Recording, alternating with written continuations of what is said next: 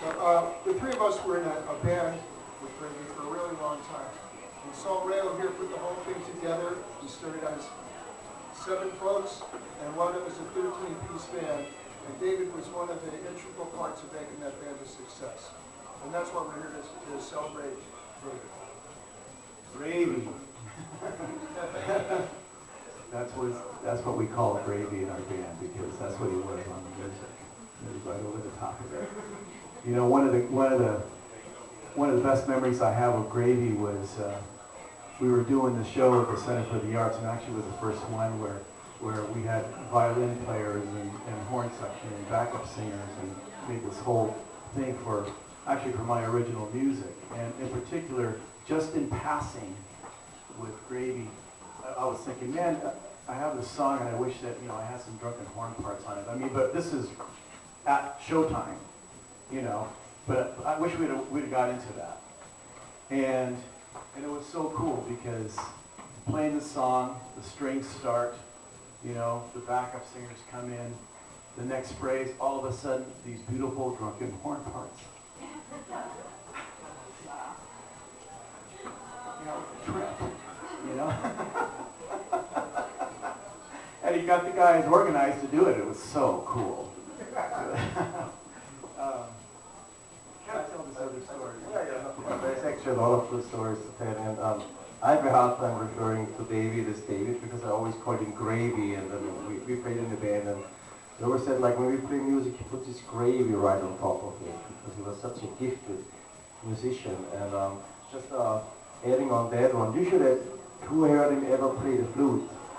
Did any of you guys ever hear him play flute? Just imagine that. I can still hear it right in my eyes.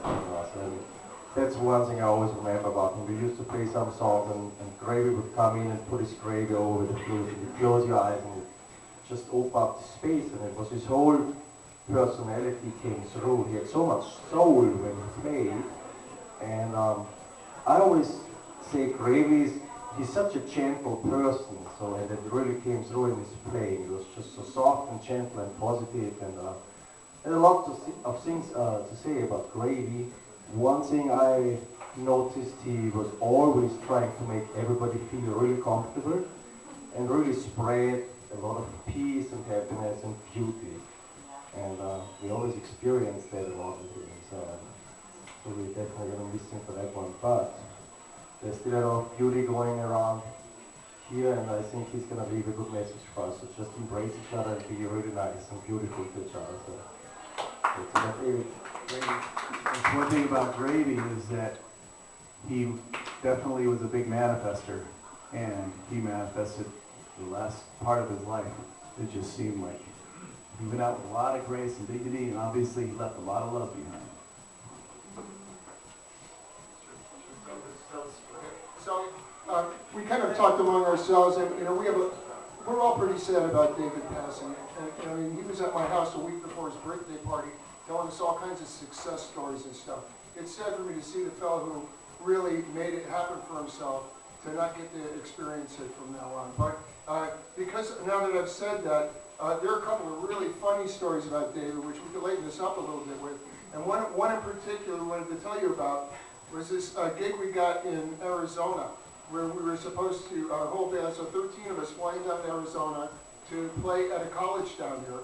But they asked us if we would please go to the local grade school in the morning and do 2 little shows about music and about how we got into it, and to kind of get the kids interested in musical endeavors in their school. So we went down there, and it was like really early in the morning, and we had been, let's just say, having a lot of fun the night before. And David and Alex Scammon were the only 2 guys who were there yet who actually were musicians. These guys like read and write and teach and that sort of thing. The rest of us are pretty much taught by ear. So those 2 agreed to be the MCs for the show. And David has experience teaching kids, had experience teaching kids music, so he was like the logical guy. So he gets up there and starts talking about, oh yes, this is this instrument, that's that instrument, and we tinkle around on our instruments and play stuff. Then he would invite a few kids up from the audience to try it out, and they'd come up and he'd send them back down. So that went on really well until one of the drum players brought out a fart machine. I don't know if you guys know what I'm talking. But it's an electronic device that emits a variety of fart sounds. And I got one for my brother as a joke, and everybody in the band wanted one. So this guy brought his to the show. So now, all right, this is the second show. We've already done the 3rd grade to 5th grade crowd and all that. Now they're bringing the older kids. And Jack's up there, and David's saying yes, and here's Jack, demonstrating. Jack, instead of playing the hand drums, brings out the fart machine and starts playing it in the thing. The kids go nuts. So at the end, David recontrols everybody and says, okay, that's really funny, Jack, blah, blah, blah. So he goes, okay, so would anybody like to come up and experience, the instruments? The entire crowd of kids jumps up and charges the stage. The teachers are going. Teachers are going, now there are like 5 of them, 300 kids, and they're all running at us. They come up on stage. And David's going, throws his hand up because he's out of control now. So one kid comes up, grabs the fart machine out of Jack's hand, happens to be in front of the microphone, starts punching the thing, and he yells, "This is the best day of my entire life!" And Jack, without missing a beat, whips on, he goes, "Did you hear that? Did you hear that?" So finally they got control of everybody. But that was one of David's finer events.